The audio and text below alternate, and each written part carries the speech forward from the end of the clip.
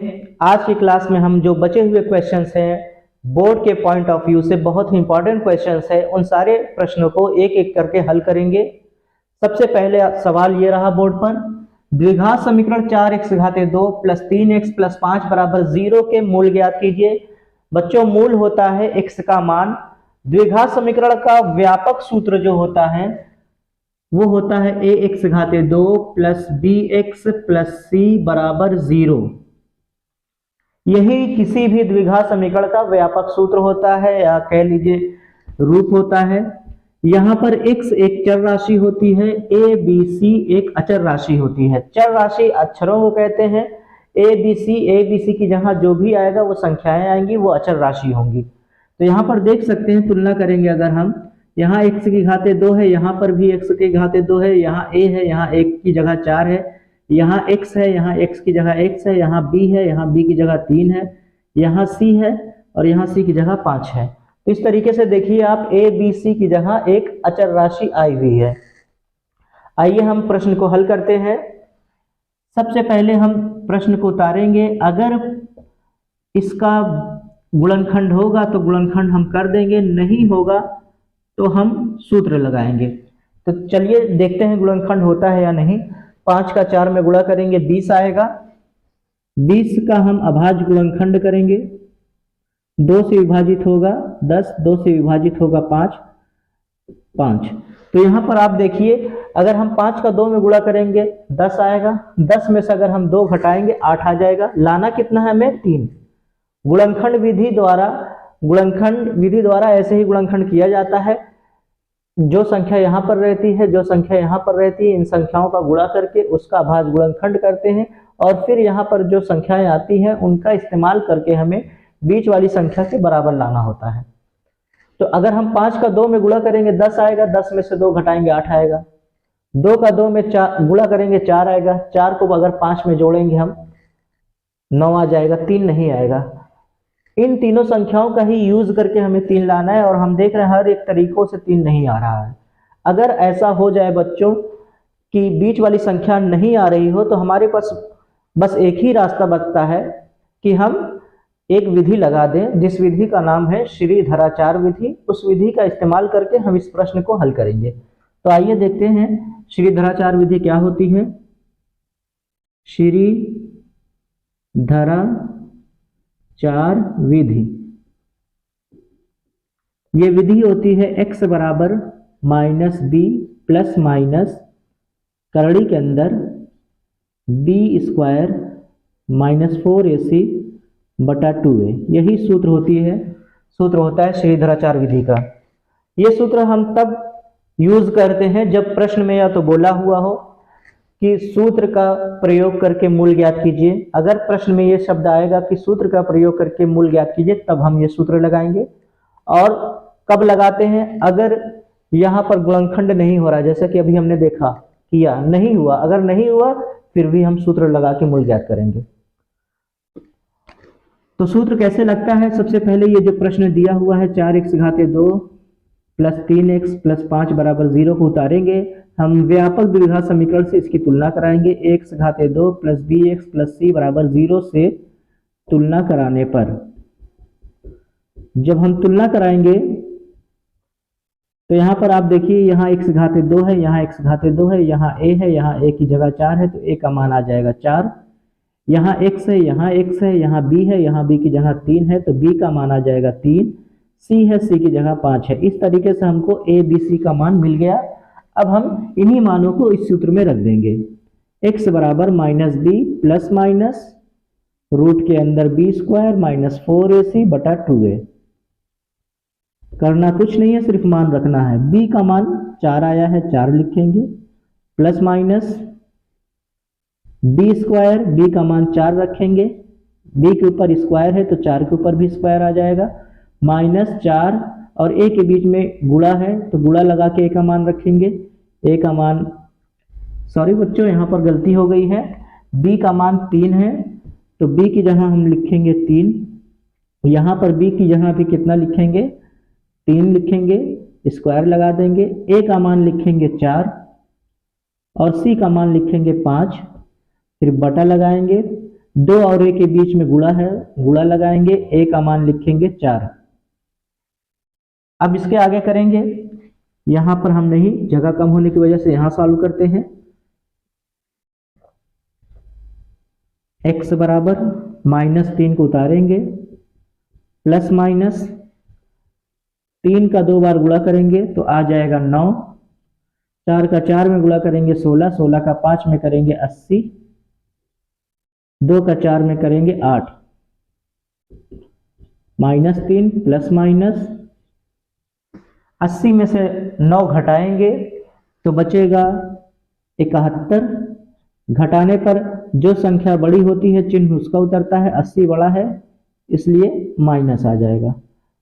और अगर करड़ी के अंदर माइनस में कोई संख्या हो तो हमेशा उत्तर एक काल्पनिक संख्या होती है, यानी कि यहाँ पर जो x का आंसर आया है ये एक काल्पनिक संख्या है।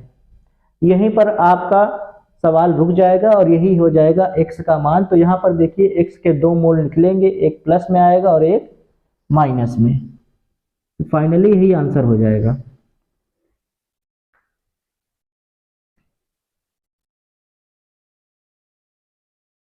अगला प्रश्न है, द्विघात समीकरण x माइनस 1/x बराबर 1 का विविधकर ज्ञात कीजिए। विविधकर निकालने का सूत्र होता है b स्क्वायर माइनस 4ac बराबर d। यहाँ d को ही विविधकर कहते हैं। तो बहुत ही इजी क्वेश्चन है।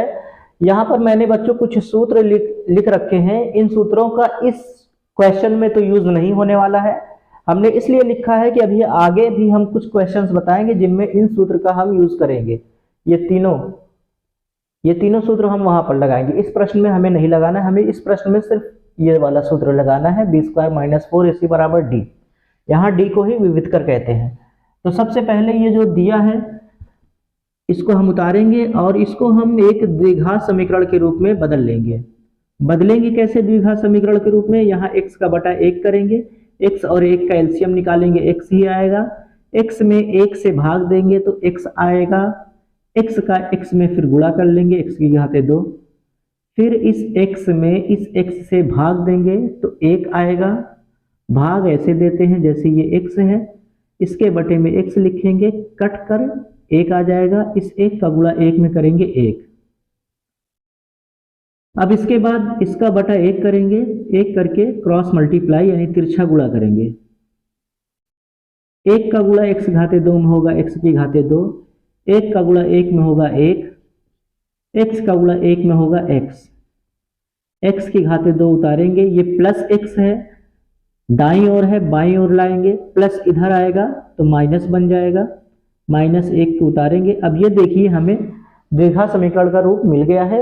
इसके बाद अब हम द्विघात समीकरण के व्यापक रूप से इसकी तुलना कराएंगे। लिखेंगे ax घाते 2 plus bx plus c बराबर 0 से तुलना कराने पर। तो यहाँ देखिए a है, यहाँ a की जगह कुछ नहीं है। अगर कुछ नहीं होती है तो संख्या माना जाता है 1। जैसे यहाँ पर x घाते 2 है, यहाँ पर भी x घाते 2 है। यहाँ पर देखिए x घाते 2 के आगे कुछ नहीं लिखा गया है। अगर कुछ नहीं लिखा गया होता है तो 1 होता है, वो छिपा हुआ होता है। तो इस तरीके से a का मान मुझे मिल जाएगा 1।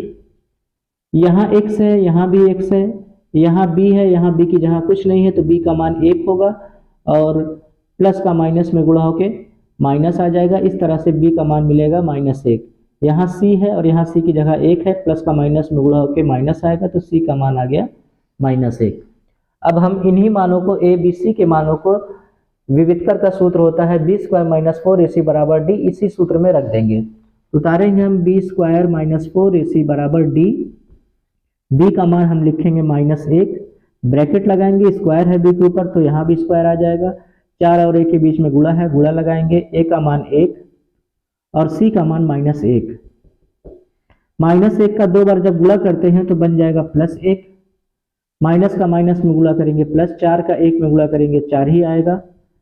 इस तरह से 4 और 1 जुटकर 5 आ जाएगा तो d का मान आ जाएगा 5 और निकल गया हमारा विविधकर।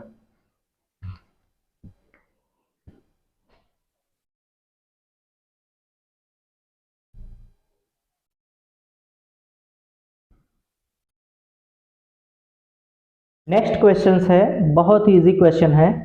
लिखा है x घाते 2 माइनस 3x माइनस 10 बराबर 0 के मूल ज्ञात कीजिए। मूल का मतलब होता है x। x का हमें मान निकालना है। ये द्विघात समीकरण है तो इसमें x का हमेशा 2 उत्तर आएगा, क्योंकि x के ऊपर घात 2 लगा है इसलिए x का 2 उत्तर आएगा। तो हम गुणनखंड विधि से सबसे पहले करेंगे। अगर गुणनखंड विधि से ये हो जाएगा तो हल कर देंगे, नहीं होगा अगर हल तो हम लगाएंगे श्रीधराचार्य विधि। तो हम यहाँ पर देखिए 10 है, यहाँ पर कुछ नहीं लिखा है तो 1 है, तो 10 और 1 का गुणा करेंगे 10 ही आएगा। 10 का भाज्य गुणनखंड करेंगे तो 2 और 5 आएगा। अब इन्हीं संख्याओं का इस्तेमाल करके हमें 3 के बराबर लाना है। यही नियम होता है गुणनखंड का कि यहाँ पर c की जगह पर जो संख्या लिखी हो वो और a की जगह पर जो संख्या लिखी हो वो, इन दोनों संख्याओं का गुणा कर लेते हैं और फिर उसका भाज्य गुणनखंड करते हैं और फिर b के बराबर लाते हैं। 5 में से 2 घटा देंगे, सीधा सीधा 3 आ जाएगा। 5 में से 2 घटाएंगे 3 आएगा। तो यहाँ पर हम 3 को हटाकर क्या लिखेंगे, 5 माइनस 2, और बाहर उतार लेंगे x माइनस 10 बराबर 0। इधर से माइनस का गुणा करेंगे, माइनस का प्लस में करेंगे माइनस 5, उधर से x का गुणा करेंगे 5x, माइनस का माइनस में गुणा करेंगे प्लस 2 उतारेंगे, इधर से x गुणा करेगा 2x। इसके बाद 3 पद थे, एक जितना चिन्ह होता है उतना पद होता है। यहाँ पर एक चिन्ह लगा है, चिन्ह से मतलब है कि प्लस माइनस, तो जितने प्लस माइनस होते हैं उतने पद होते हैं।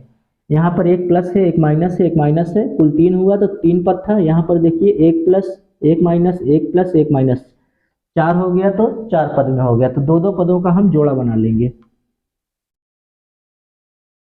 त्रिपदी व्यंजक था, चतुर्पदी बन गया। अब इसके बाद हम इन दोनों में से कॉमन निकालेंगे। यहाँ पर देखिए जो छोटी घात होती है वही कॉमन होगा। यहाँ x के ऊपर घात 2 है, यहाँ x के ऊपर घात 1 है, तो घात 1 वाला कॉमन होगा। कॉमन लेने के बाद भाग देते हैं, x से x घाते 2 में भाग देंगे। देखिए भाग ऐसे देंगे, x घाते 2 में x से भाग देंगे तो एक घात कट जाएगी, x बच जाएगा। फिर इसी कॉमन से 5x में भाग देंगे, 5x बटा x, x से x कट जाएगा 5। अब यहाँ पर प्लस लिखा है तो प्लस उतारेंगे, जो चिन्ह यहाँ पर लिखा रहेगा वही चिन्ह यहाँ उतरेगा, ये नियम है। इन दोनों में से 2 कॉमन होगा तो कॉमन लेने के बाद भाग देते हैं। जब इसमें भाग देंगे तो 2 से 2 कटेगा, x बचेगा। इस प्लस का इस माइनस में गुणा करेंगे, माइनस 2 से 10 में भाग देंगे 5।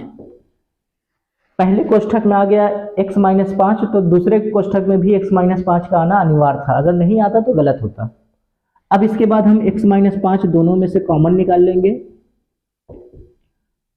कॉमन निकालने के बाद वही भाग देंगे, x माइनस 5 से x माइनस 5 कट कर x बचेगा, x माइनस 5 से x माइनस 5 कट कर प्लस 2 बचेगा। अब इसके बाद हम एक बार इसके बराबर 0 मान लेंगे, एक बार इसके बराबर 0 मान लेंगे। माना x माइनस 5 बराबर 0, x रोकेंगे, माइनस 5 का पक्षांतर करेंगे तो प्लस 5 हो जाएगा। x प्लस 2 बराबर 0, तो x को रोकेंगे, प्लस 2 का पक्षांतर करेंगे माइनस 2। इस तरह से x का 2 उत्तर आ गया, एक 5 आया, एक कॉमा माइनस 2 आया। यही हो गए मूल।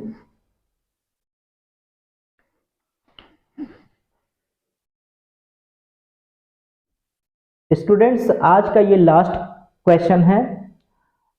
बाकी एक इम्पॉर्टेंट बात हम आपसे शेयर करना चाहते हैं कि बोर्ड के अदर सब्जेक्ट्स जो हैं, Hindi, English, science, social science, इन सारे सब्जेक्ट से रिलेटेड इम्पॉर्टेंट क्वेश्चंस के वीडियोस कल या फिर परसों से चैनल पर अपलोड करना शुरू हो जाएगा।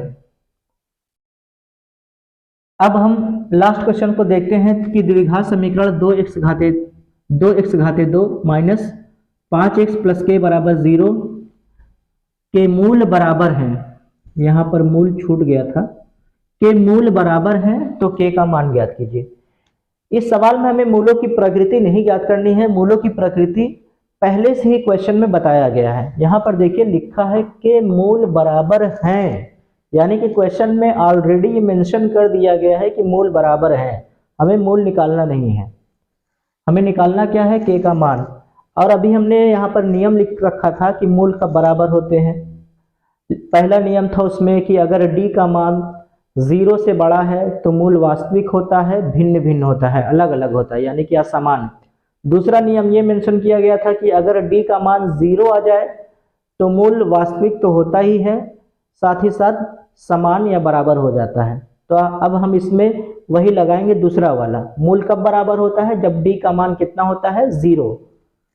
तो यहाँ हम लिखेंगे, सबसे पहले हम उतार लेंगे द्विघात समीकरण को। 2x घाते 2 minus 5x plus k बराबर 0, ax घाते 2 plus bx plus c बराबर 0 से तुलना कराने पर a का मान आएगा 2, b का मान -5, c का मान k। तो मूल कब बराबर होते थे? जब b स्क्वायर माइनस 4ac बराबर d का मान क्या होता था? 0। जब d का मान 0 होता था तभी मूल बराबर होते थे। तो सवाल में कह रहा है मूल बराबर है, इसलिए हम d की जगह 0 लिख देंगे। b का मान -5 लिखेंगे, 5 का स्क्वायर करेंगे, a का मान 2, a और c के बीच में गुणा लगाकर c का मान k लिखेंगे। -5 का 2 बार गुणा होगा, माइनस का 2 बार गुणा होता है प्लस, 5 का 2 बार गुणा होगा 25, 4 का 2 में करेंगे 8, 8 का k में करेंगे 8k बराबर 0। -8 k को रोक लेंगे क्योंकि हमें k का मान निकालना है, तो k के साथ ये गुणे में है 8 तो ये भी रुकेगा। प्लस 25 है, बराबर किधर जाएगा? -25, ये -8 गुणे में है तो बटे में आ जाएगा, माइनस से माइनस कट जाएगा, तो k का उत्तर आ जाएगा 25/8।